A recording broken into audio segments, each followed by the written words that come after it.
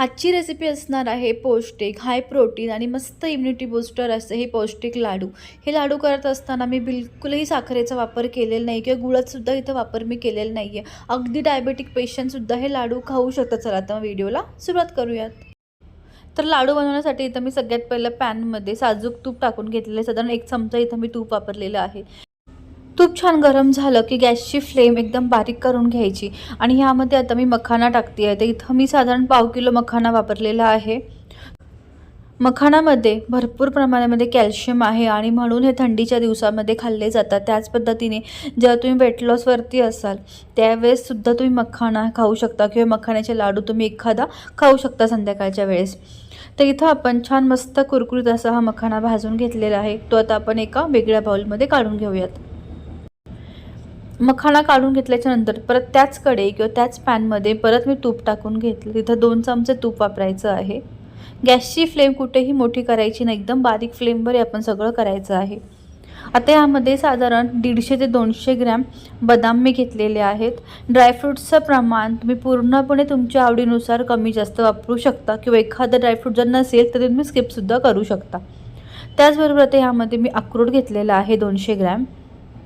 अक्रोडमध्ये भरपूर प्रमाणामध्ये न्यूट्रिएंट्स असतात. ते आपल्या हार्टसाठी त्याचबरोबर लहान मुलांसाठी तर विशेष करून खूप छान पौष्टिक असे अक्रोड असतात. तर अक्रोड टाकून घेतल्याच्या नंतर आता मी यामध्ये मिक्स सीड्स टाकते आहे. तर इथं मी असं रेडीमेड मिक्स सीड्सचं पॅकेट घेतलं होतं. तुमच्याकडे जर नसेल किंवा अवेलेबल होत नसेल तर तुम्ही सूर्यफुलाच्या बिया, त्याचबरोबर भोपळ्याच्या बिया, जवस हे सगळं 2-3 ज्या सीड्स असतात त्या एकत्र करून अशा पद्धतीने ह्यामध्ये साधारण 200 ते 150 ग्रॅम वापरू शकता.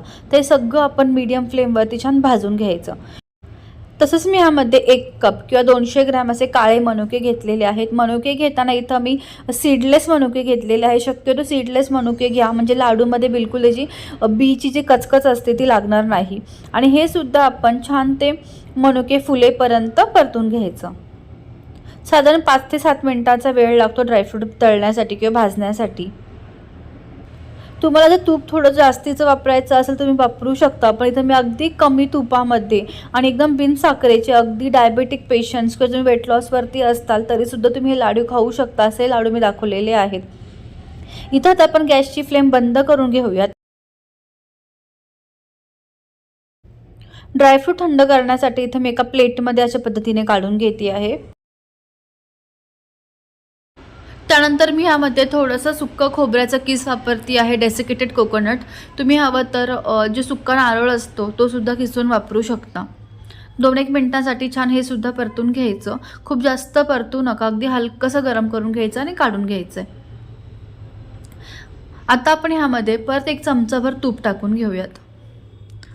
तूप हलकंसं गरम झालं की ह्यामध्ये आता मी टाकून घेते आहे संपूर्ण बिया काढून घेतलेले अशा पद्धतीचे खजूर. बाजारामध्ये सीडलेस खजूरसुद्धा अगदी सहज उपलब्ध आहे. तुम्ही ते सुद्धा खजूर वापरू शकता इथे. आणि खजूर इथं मीडियम फ्लेमवरती छान आपण 2-1 मिनिटासाठी परतून घ्यायचे. खजूरमध्ये भरपूर प्रमाणामध्ये फायबर आहे, अँटीऑक्सिडंट्स आहेत आणि त्याच पद्धतीने हे एक नॅचरल स्वीटनर किंवा नॅचरल गोडवा देतो पदार्थाला आणि ह्यामुळेच आपल्याला साखर किंवा गूळ बिलकुलही वापरावं लागत नाही. तर इथं अशा पद्धतीने आपण मखाना, ड्रायफ्रूट्स आणि खजूर या सगळ्यांचे मिक्सरमधनं पूड किंवा भरड करून घ्यायची आहे. तुम्ही एकतर फूड प्रोसेसरमध्ये सगळं एकत्र करून ब्लेंड करा किंवा थोडंसं करून तुम्ही मिक्सरमधनं फिरवून घेऊ शकता.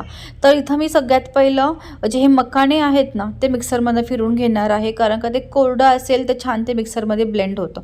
तर इथं अशा पद्धतीने मी मखाना मिक्सरमधनं फिरवून घेतलेलं आहे. त्यानंतर आता आपण ड्रायफ्रूट्स आणि खोबऱ्याची पावडरसुद्धा ह्यातनं काढून घेऊ. इथे मी ड्रायफ्रूटची थोडीशी जाडसर अशी पावडर किंवा भरड ठेवलेली आहे. तुम्ही हवं एकदम बारीकसुद्धा ह्याची पूड करून घेऊ शकता.